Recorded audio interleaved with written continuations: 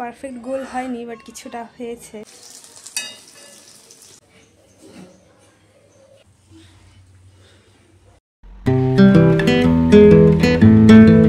High, welcome back to another vlog. আজ অনেকদিন পর আবার একটা ভ্লগ শেয়ার করবো তোমাদের সাথে।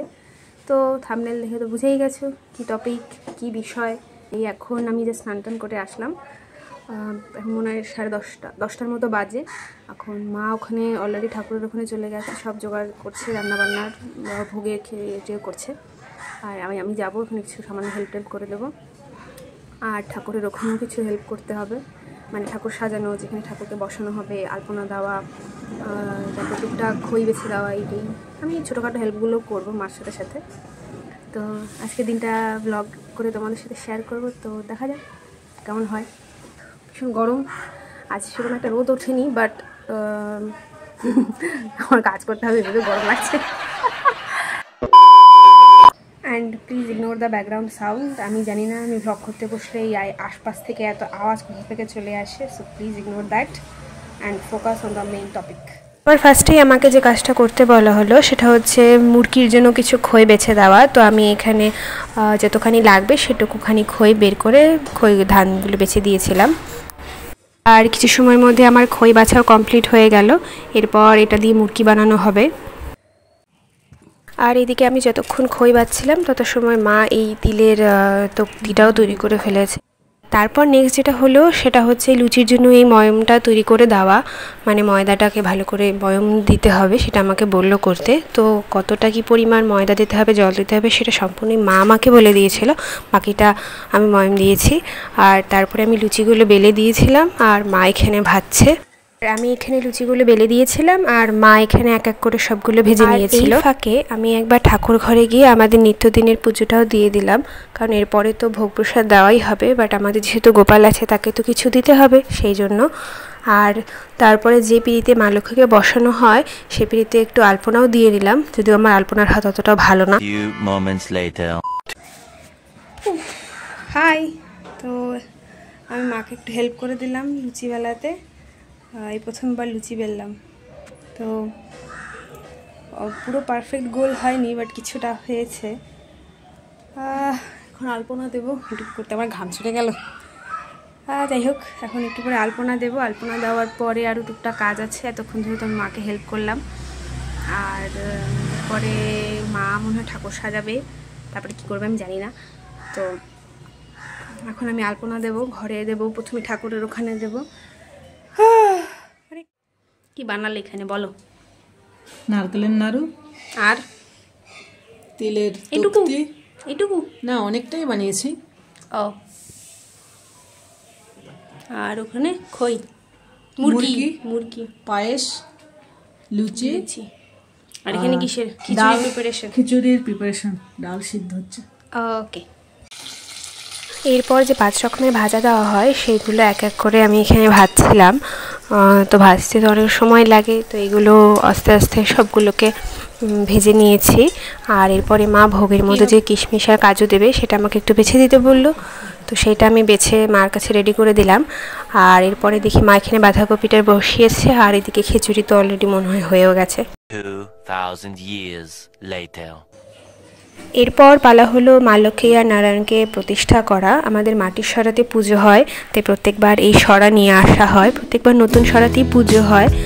আর মা এখানে মাটির সরাটাকে বসিয়ে সেটাকে একটা লাল ওড়না দিয়ে ঢেকে দিচ্ছে।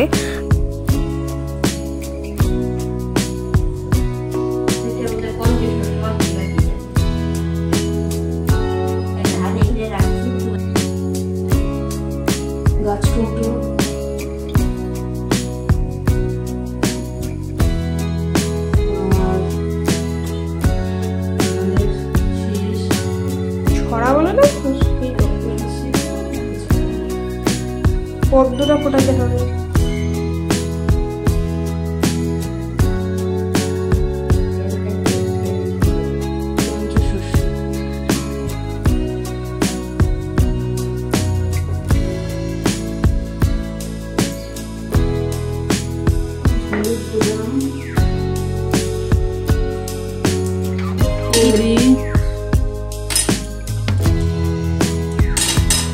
ভর্তুকি।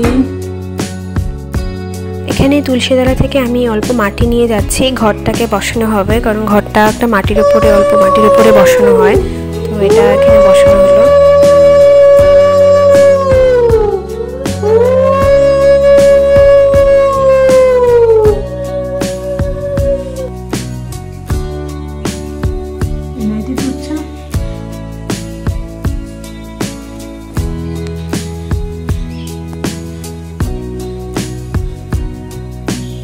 বাহ, সুন্দর।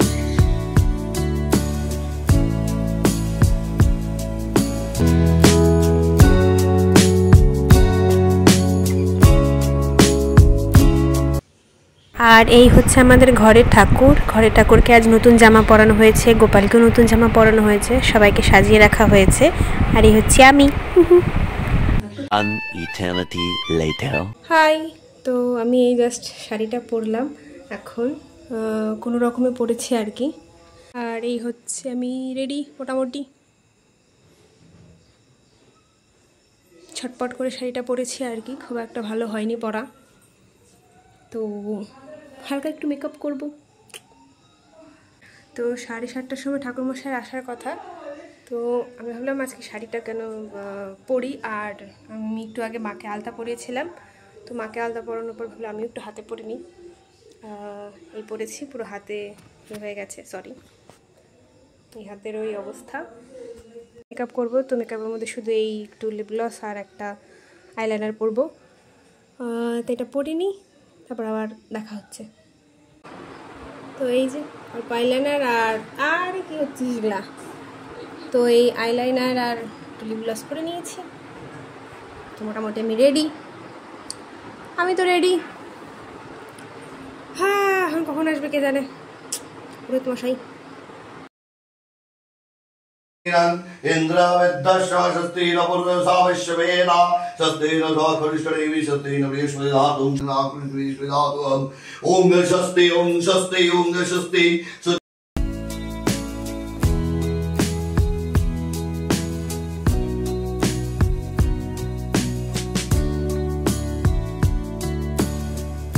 ফাইনালি প্রায় 3 ঘন্টা পর আমাদের বাড়িতে ঠাকুরমশাই আসে। আমরা লিটারালি তাকে ফোন করে করে ডেকে এনেছি। আসার কথা ছিল 7টায়, আর সে এসেছে 9টার সময়। তো যাই হোক, আমাদের পুজোটা ভালো মতোই কমপ্লিট হয়ে গেল।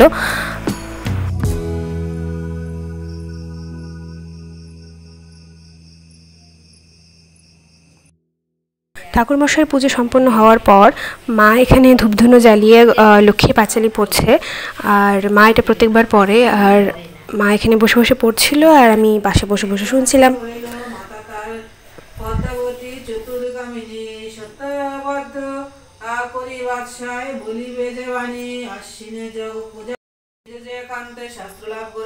সবার যে মাঝে দেখিয়া বাদশা তুষ্ট, সবার মাঝে বাদশা কহিল তব গুণে মুগ্ধ আমি, যাহা চাও তা দেব, বলো এবে তুমি।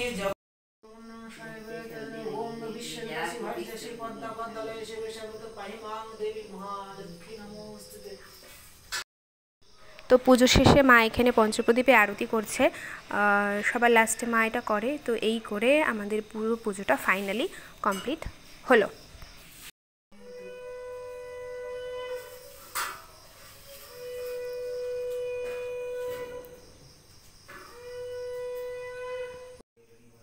পুজো কমপ্লিট হয়ে যাওয়ার পর সবথেকে বেস্ট পার্ট হলো পুজোর ভোগ প্রসাদ খাওয়া।